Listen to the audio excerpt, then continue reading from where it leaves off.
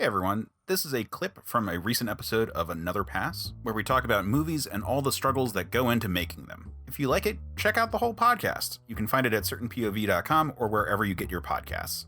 Yeah, there's some interesting stuff going on, at least in terms of the pacing of this movie. I don't hate the fact that we open with shots from the beginning. It's just a lot of the Right. from the first movie.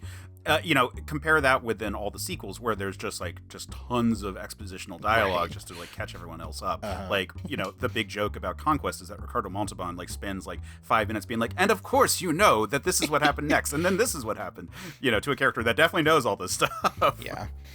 Yeah. I mean, for as awkward as it was, I did, I made my list. I made all my notes, my couple of watches, and I kind of sorted everything into this is what works for me. This is what doesn't work for me.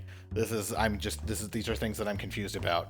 And for my initial first impression, my this works for me section is longer than I expected it to be. There's a lot of cool moments and stumbling into some cool ideas that they just didn't have the time and I think self-awareness to actually dig into, because there's a lot of like we said, there's a lot of ideas in here that just kind of don't go anywhere, but there's interesting imagery, right?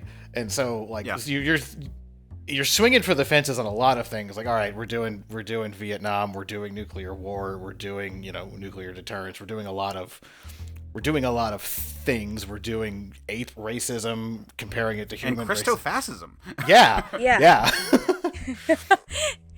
Yeah, rise of a military power with no logic, and that's the thing. It's there's so much. There is there's actually boatloads of stuff in this movie, but they never really complete a thought. It feels like you're almost left hanging on all these different thoughts that they have, and it's oh my God, yes, there's it's almost like a theocracy, but is it and there's definitely a struggle between orangutan and gorilla and might, but it's just whispered. It's just whispered in the background, just hints of that. But we're never going to complete that. We're never going to get to I mean, it. you can feel the corporate demand for, all right, when you Planet of the Apes 2, it needs to be as big and exciting and earth-shaking as the first one. So we need a bigger twist and we need more weirder set pieces. And so the need for that, I think, kind of stopped them from what I think it would probably be the artistically better, choice of, now let's spend more time with the thematic implications of how the first one ended. That's not going to get big exciting twists that are going to have people chatting. Yeah, I mean, then there is the big twist at the very end of this movie, which is just everyone saying, hey, we're done making these, right? Because everyone's so burned out at this point where they just in the world at the very end of the movie. Right, which, that's a hell of a choice, and I kind of dig it. And for doing for a movie that at least is, it's hard to pin down anything it's actually trying to be about other than the incredibly on the nose nuclear war and Vietnam kind of, to actually go the completely cynical ending of, nope, this planet does not deserve to thrive, because that's Heston's character following up on his statement earlier where he said we should have killed them all, every single one of these apes, and then just does it, and this is that's the conclusion, we don't deserve to live. Ballsy choice for the end of your movie. And then you have to love that it is the most irreversible possible this franchise is dead decision to then have infinite more.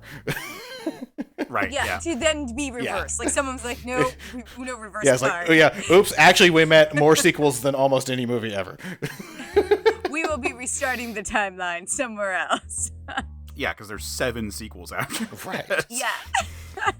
And 3 that are true sequels then. The sci-fi version of Sherlock Holmes going over the waterfall. Oh yeah. Yeah, I mean, it is basically that, where it's just nope, we have to be done. We have to be done. And then this movie, so despite the fact that this movie is considered the worst or tied for the worst, because, Battle also is dealing with a micro budget and is also, doesn't really live up to all the potential that it had, but it also had an even smaller budget. So it's understandable. This one was a commercial success. Like, it was a big enough success that famously the notes from the producers were like, Apes exists, sequel required. Yep. Yeah, sorry, it made 6 times its budget back. We're getting more of these. Exactly.